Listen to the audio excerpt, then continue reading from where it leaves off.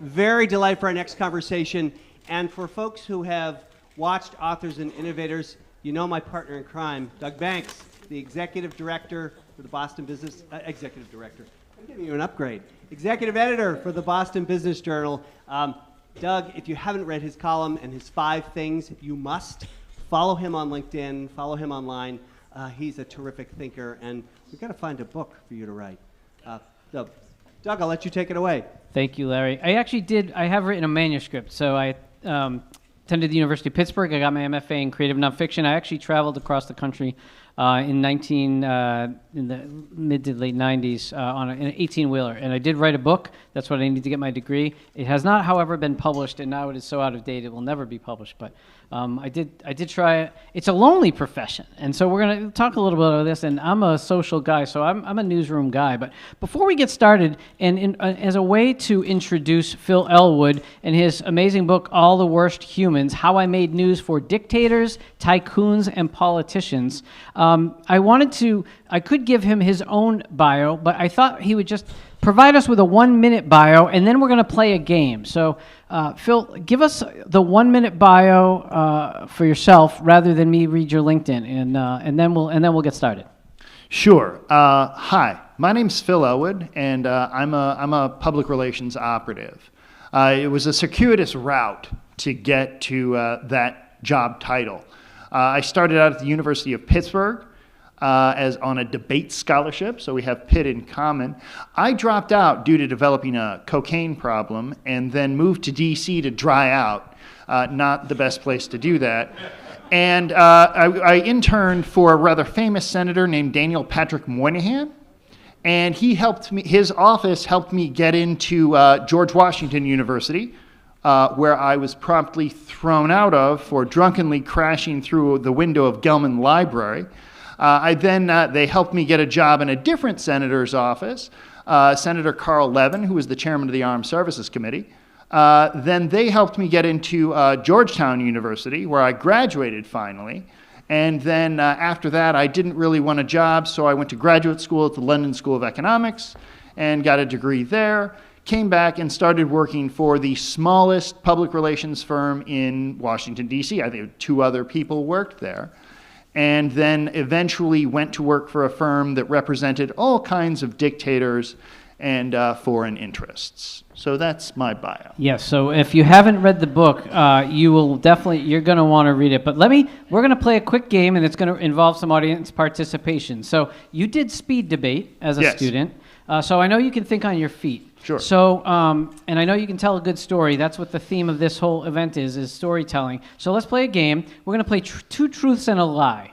All right? And I'm going to I'll start us off so that you have a few seconds to think about it. But here's 2 truths and a lie, and you guys have to decide what the lie is by a show of hands. Okay. So Phil and I mentioned that we have Pittsburgh in common. As it turns out, we were there at the same time, and we've actually both been in the same room at the same time with Salman Rushdie. That's 1. 2, I've run the Marine Corps Marathon in Washington, D.C. in 2015. And 3, I've slept in a snow cave that I dug up myself in a 4-degree weather from a snowdrift. So those are my 3. Show of hands, and we're going to go through, show of hands real quick. Which one's the lie? Have we actually met in Pittsburgh, Salman Rushdie at the same time? How many people think that's the lie? Okay. Have I run the Marine Corps Marathon? Or is that truth or lie? Is it a lie? Lie. Okay, very good. And have I slept in a snow cave that I dug up myself? Okay, so it's probably split. The lie is that I've never actually run a marathon. But I did dig out a snow cave because my son wanted to sleep outdoors, and we were on a camp out, and so we did. It was about the size of a coffin, but it was 32 degrees in there. I mean, that's what snow is, so right? So it was good. So we survived. All right, 2 truths and a lie. All right. I've jumped out of 20 airplanes. I helped Qatar secure the hosting rights to the 2022 World Cup. And I've fallen into a grave. Okay. Here's, by a show of hands, is the lie that he's jumped out of 20 airplanes. How many people think that's the lie? Okay. How many people think Qatar's World Cup bid he had a major influence on? How many people think that's the lie? All right. Some people haven't read the book. And how many people think he's fallen into a grave? Or he has not fallen into a grave. That's the lie. So I think you've baffled them. There's about 30%. What's the lie? They're all true. Sorry. Sorry. So no, it was a trick question from the start. So all right, So the title of this session is Spin in Business, Politics, and Beyond. So I thought we would just start out. We have a person who calls himself a PR operative. I thought we would talk about the difference between being a publicist and a PR operative, and then what's the difference between public relations and spin? Mm-hmm. So, public relations is a wonderful profession for a lot of people. It provides a good job for a number of people. I think that the number is something like 300,000 people work in the public relations industry. Most publicists are trying to, get good news for their clients, and that's a valuable profession. It isn't really what I do. So the way to explain the difference between PR and spin is actually, so public relations would be all of the good news stories you see about people winning the Nobel Prize, right? They win it for science, for, promoting peace throughout the world. Spin is the creation of the Nobel Prize. Many of you may not know this, but it was created by a man named Alfred Nobel, who previously had gained notoriety because he invented something called dynamite. And it killed a lot of people during World War I and World War II. And he decided that instead of going down as a merchant of death, he would start the Nobel Peace Prize. That's spin. And what's the difference between a publicist and a PR operative? So talk a little bit about what an operative means. Sure. So a PR operative is someone who doesn't just promote the news, but rather helps to make it. So I go to clients with ideas that that usually require vast sums of money and get them to do something that changes the news or changes the world somehow. It's hard to talk about in the abstract. Well, then let's go to a specific. Your Sure. first PR assignment, which you mentioned in the book, and the book is full of wild and crazy and fun stories. So I'm not going to let him tell all of them here because I want you to buy the book and while he's here, have him sign it. But we got to tell a couple just to give you a little taste of it. So one appetizer was your very first PR assignment. Yes. Talk a little bit about just sort of a movie promotion. Right. This was my first assignment in PR. I had just finished graduate school, and I'm working at this very small PR firm.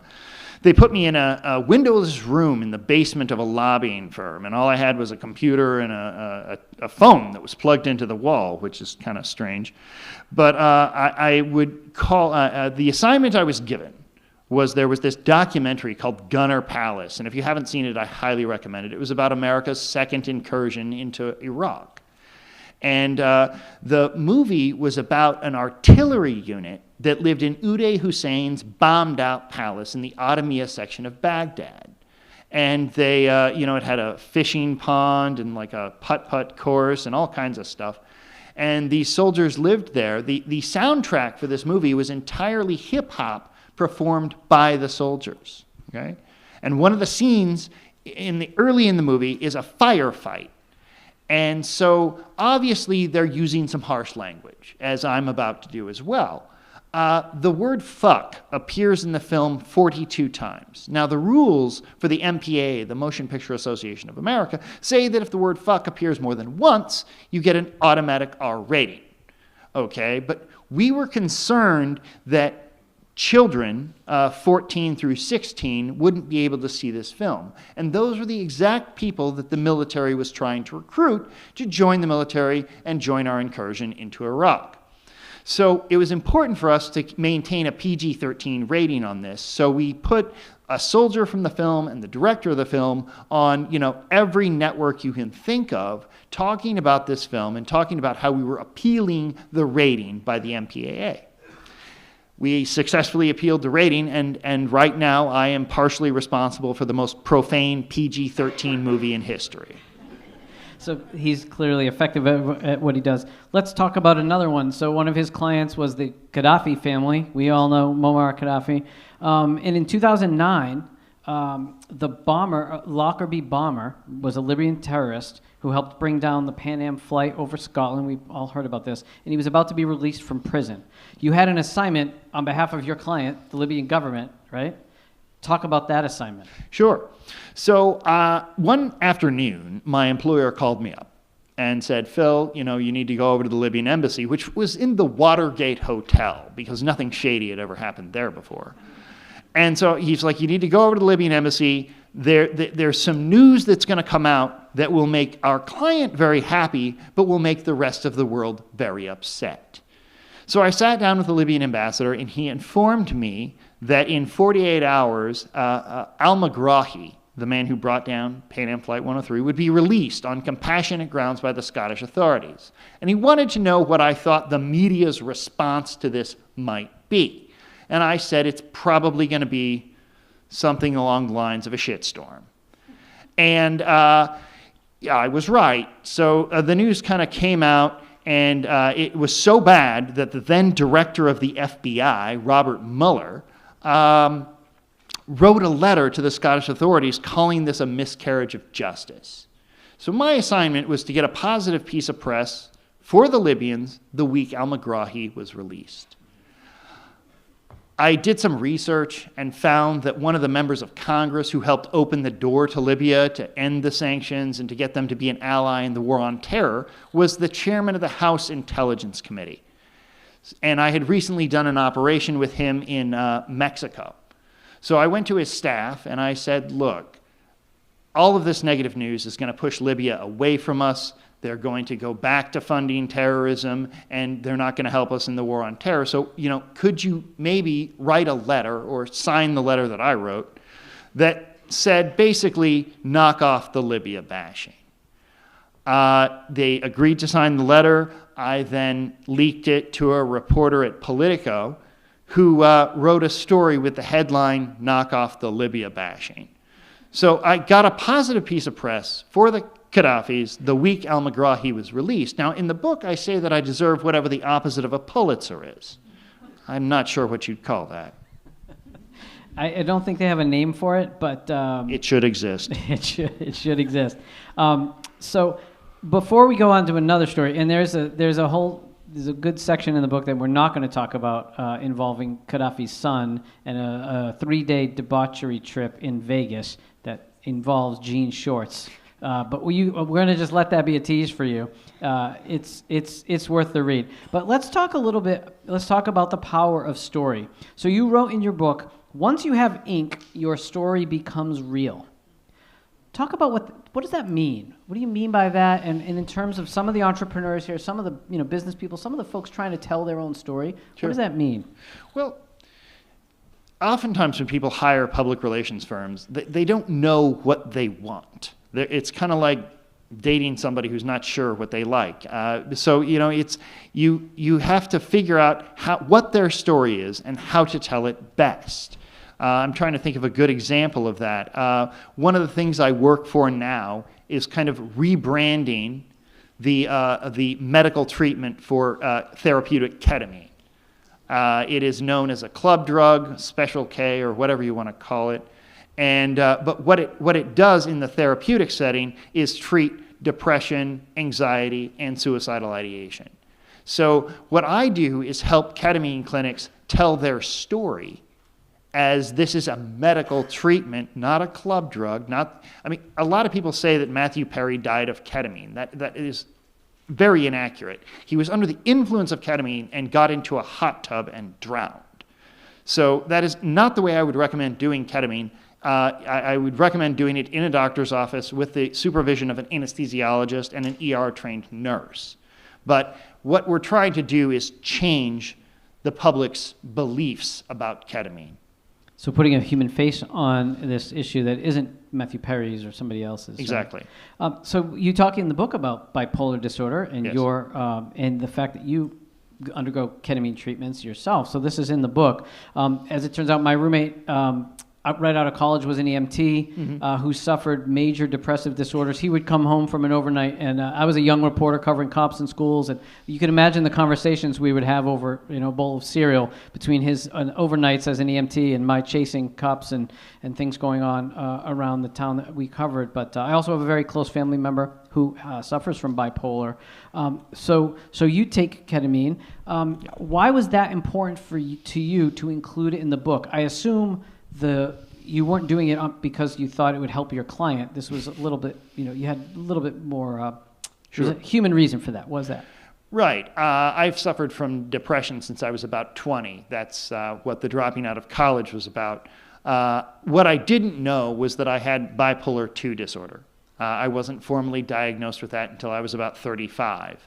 So the book is a little bit, if you read it, it sounds like kind of crazy behavior by crazy people, and that's because that's what it is. Or mentally disturbed, whatever you want to. I feel as a crazy person, I can use the word crazy. One of the goals of the book was to try and help people understand what it's like to have a disorder like this. And I talk about ketamine in the book because it saved my life. I attempted suicide in 2018. And my psychiatrist recommended I try this. It's known as the treatment of last resort if you have treatment-resistant depression. But the entire book isn't about this. It's a very small part of it, but yes, it is very important to me. Let's stay on the theme of story. You've been investigated by the FBI. Yes. More than once. Right. In the book, there's a point at which I believe it's at the point where the FBI is about to come into your house and I guess you'd call it a raid.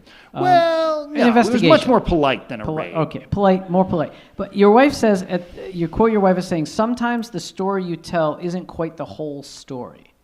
Is this book the whole story? Well, it's only 250 pages, and I'm 45 years old, so I have to say no, it's not the full story. But it is a narrative that hangs together and tells the story, kind of, albeit from my point of view, but that's the only way I can tell it. So the opening line of the book is, when the FBI knocks, you are going to lose.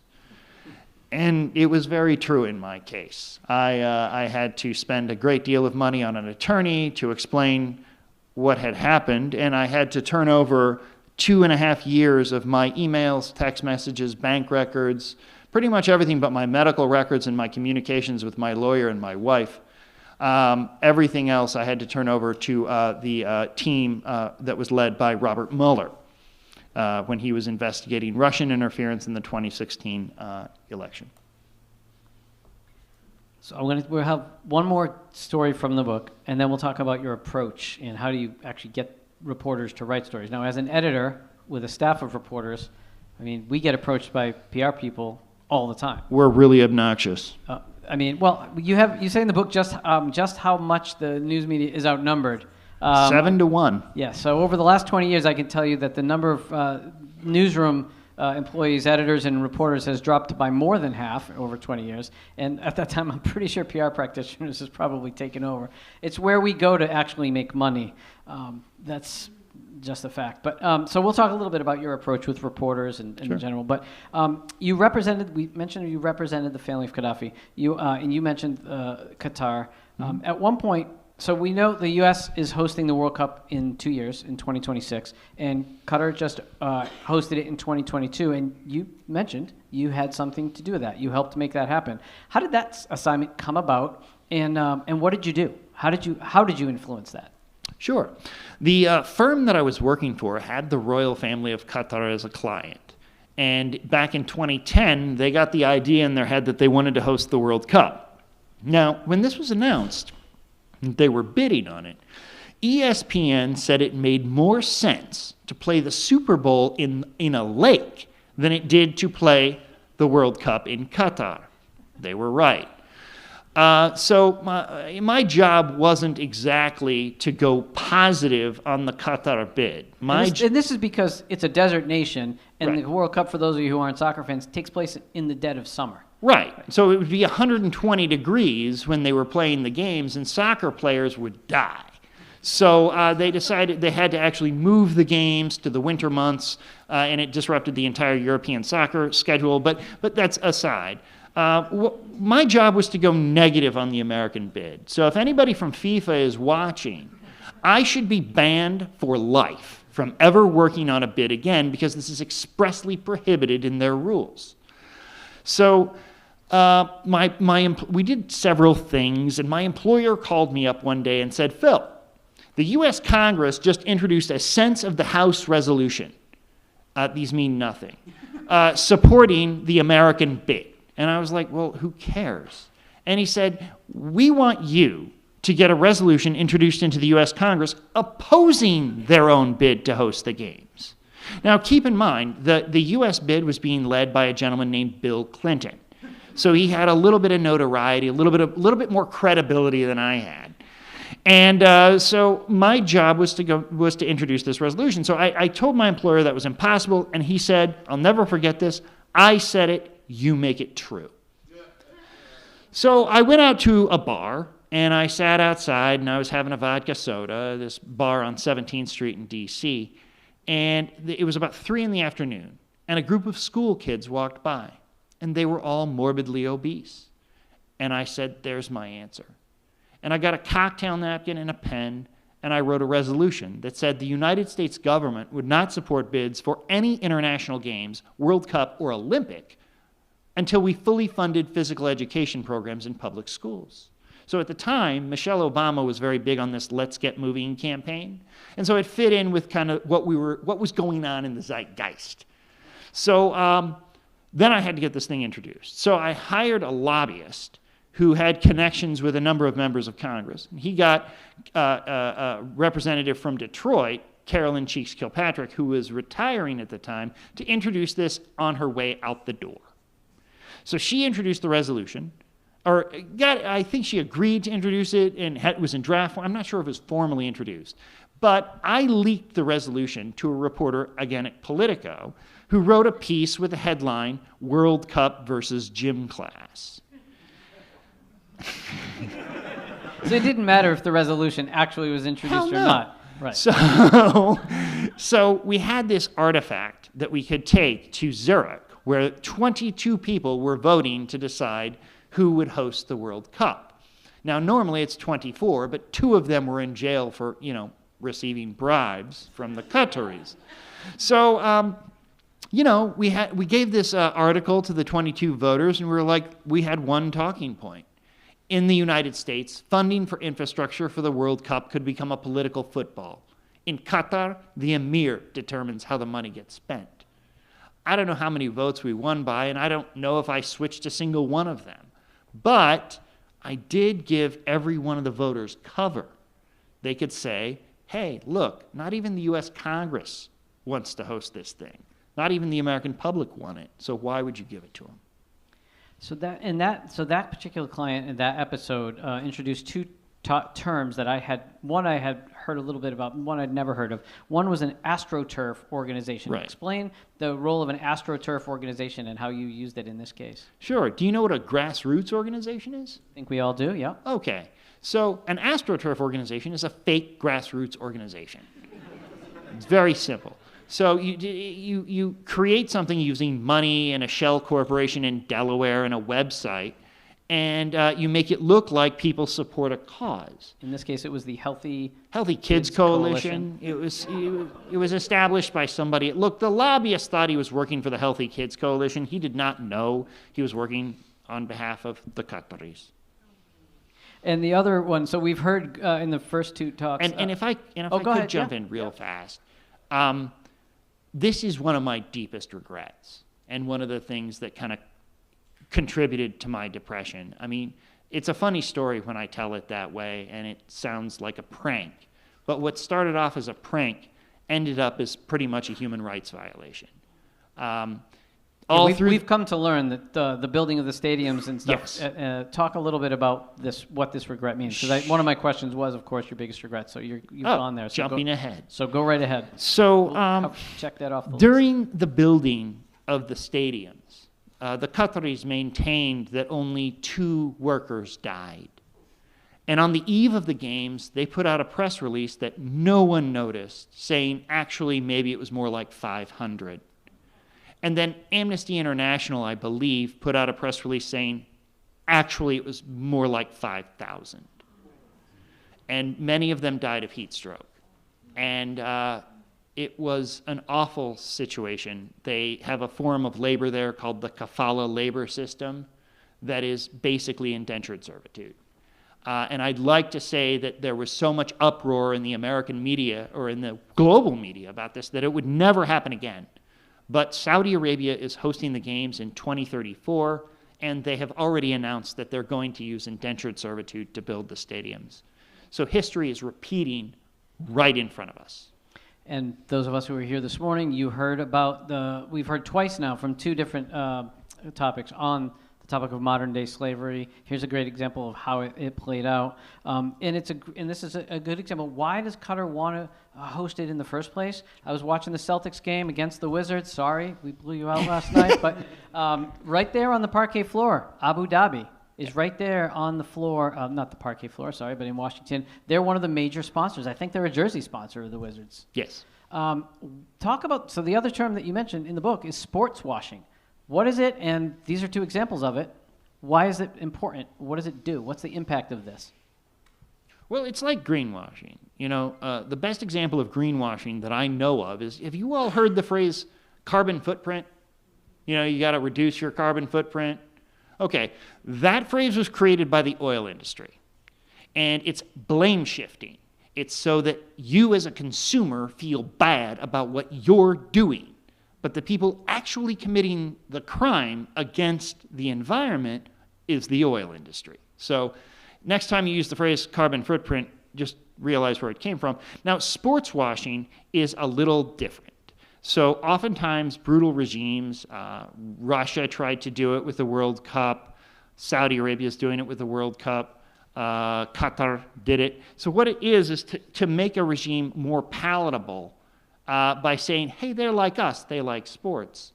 And Qatar spent $220 billion on the games, yet they didn't pay their workers a living wage.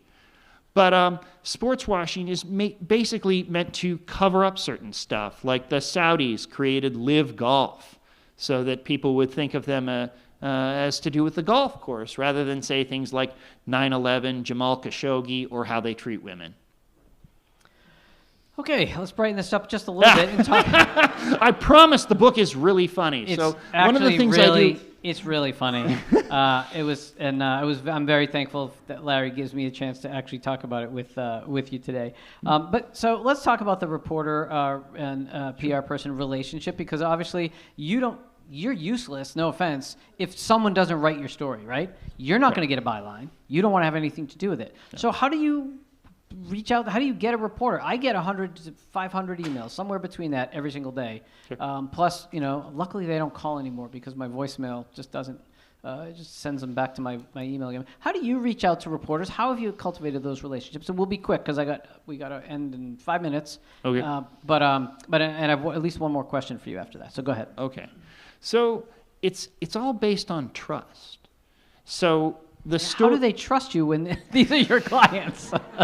The stories in this book are stories that I've been telling to journalists for years. So off the record, of course, and that's my safety net. Until this book, I never spoke on the record in my life. You couldn't find me.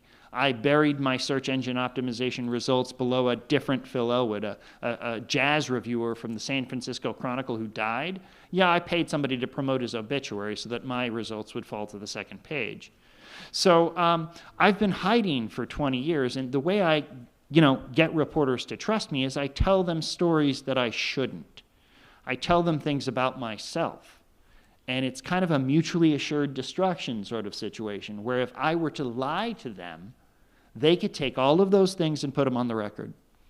So I tell things that I shouldn't to reporters in order to get them to trust me. And then I kind of use that trust to get introductions from one reporter to the next. I kind of leapfrog through newsrooms. So one reporter at a place does a story with me, knows I'm a good source, knows I don't lie. they will write an email to their colleague saying, hey, you should talk to Phil. He's got something that is in your area, and he's a good source. So the main rule is don't lie to journalists. Like, let them know that you're good for repeat business. That's very good advice. Don't lie to journalists. No, it's a terrible business model. We're You in will the get we're in caught. the business of getting to the truth, and we're like super cynical, skeptical people anyway, because that's what makes people reporters. So yeah, Right. it's definitely not going to help you. But you mentioned on page 158 that you say some clients could not get a headline if they owned the newspaper, and you then talk about the client that scares you the most. There is a number of businesses and people here who probably want to get their story out, and maybe you're going to hire a PR firm. Mm-hmm. Help them to not be the client you are scared of the most. What is that? What did you mean by that? Describe that. Well, somebody who just thinks that, you know, they should get on the front page of the New York Times for putting out a press release, okay? The etymology of the word news is the word new pluralized. That's it. So if you're not doing something new, I can't get you any news for it. Now, the smartest PR consumer I have encountered is a client that I'm working with right now. And they said, Phil, you don't know anything about our business. So what we're going to do is retain you for 3 months to learn about our business. And then we would like you to write a plan for how you're going to achieve our goals. Now, this is the smartest play I've ever heard of. Somebody who hires a PR firm and says, okay, you have 2 weeks to get us on the front page of the Washington Post. Yeah, that's not going to work out. No. That's I actually teach a journalism class in which my definition of news is literally the same one you use. Thank you. It's very basic, right? It's very clear. All right. So you talked a little bit about this, but as we're wrapping up, what do you hope people take away from this book, from your story? What are you hoping people will take away from your book? Well, for the general public, as well as for people who are entering the field of public relations, I hope they ask the question, should. So my favorite writer is Michael Crichton. He's sadly dead. But he wrote Jurassic Park and all these books about how science is great. Well, it's great for the first 5 pages, and then humans get involved, and it goes really badly. Like they decide to bring back the dinosaurs or invent artificial intelligence or something that's just a bad idea. And so I hope, and the main message behind most Michael Crichton books is ask the question, should I do this? Not just can I do this? Like if somebody asks you if you can get a resolution introduced into the U.S. Congress opposing the American bid to host the games, ask the question, should I do this? Not just can. And would you do that today? No. No. So No.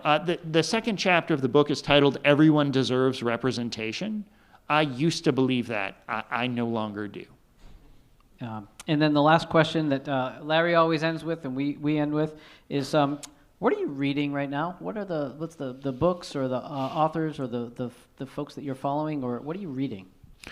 I'm actually, on the plane, I reread as much of Plato's Apology as I could. And Plato's Apology is about Socrates' trial before he died.